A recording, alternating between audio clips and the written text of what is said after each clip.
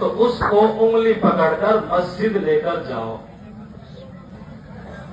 اس کو وضو کرانا سکھاؤ، اس کو نماز کی دعائیں سکھلاؤ، اس کو قل هو اللہ شریف یاد کرواؤ، اس کو نبی کے بارے میں بتاؤ، رسول کے بارے میں بتاؤ، اللہ کے بارے میں بتاؤ۔ اب آپ بتائیے جتنے باپ یہاں بیٹھے ہیں، کتنے باپ ایسے ہیں بھائی کے لال جو اپنے بیٹوں کو 7 سال کی عمر ہونے کے بعد یہ کام کرتے ہیں؟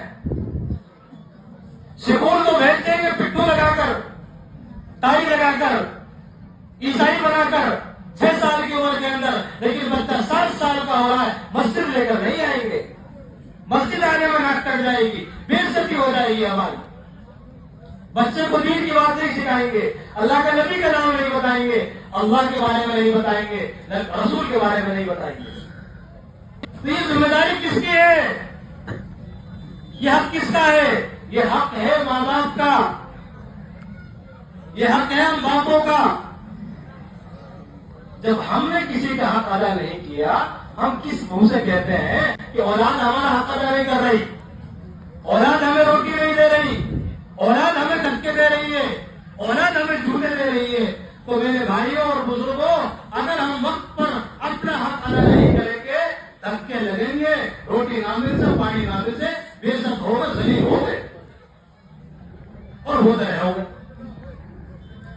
پہلے اپنا حق ادا کرو، اپنا کام پورا کرو، پھر کسی سے امید لگاؤ۔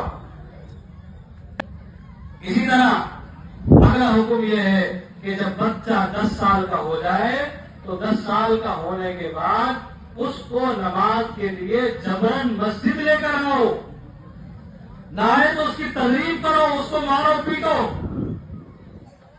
بتاؤ اتنے باپ بیٹھے ہیں، کوئی ہے سمائی کلال جو 10 سال کی عمر میں اپنے بچے کو زبردستی کان پکڑ کر مسجد میں لے کر آیا ہو کہ چل نماز پڑھ؟ بتاؤ کسی نے کیا ہو تو؟ نماز تو بہت دور کی بات ہے، مسجد میں پڑھنے کی عمر ہے، تعلیم کی عمر ہے۔ ہمارے بچے 10 سال کی عمر کے اندر، 12 سال کی عمر کے اندر مسجد پڑھنے تک نہیں آ رہے۔